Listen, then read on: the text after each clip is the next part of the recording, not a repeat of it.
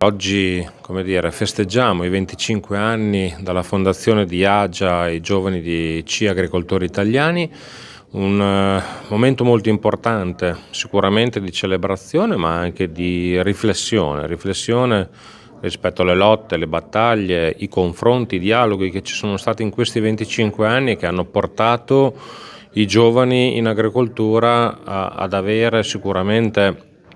qualcosa in più rispetto al passato, quantomeno a livello di riconoscimento. È chiaro però che la percentuale di giovani in Italia oggi al di sotto dei 40 anni è del 10%, in Europa è del 12%, quindi è evidente che abbiamo ancora tanto da fare rispetto all'accesso al credito,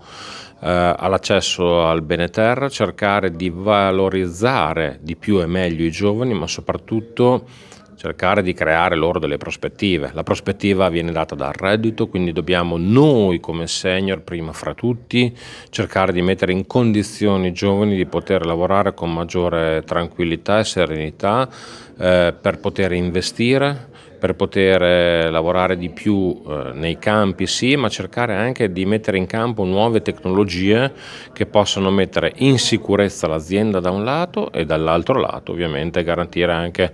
una prospettiva economica. È chiaro ed evidente che tutto ciò nelle aree interne del nostro paese viene reso molto più difficile, ma credo anche che dobbiamo investire maggiormente in quelle aree sui giovani per poter garantire un futuro a loro, alle proprie famiglie, ma garantire anche un futuro alle aree più fragili del nostro paese. Significa ovviamente cercare di mantenere un assetto paese che sia molto più solido, stabile per quel che riguarda il futuro, quindi l'agricoltura davvero come fattore dominante di stabilità del nostro paese, e solo i giovani possono garantire il futuro di tutto ciò.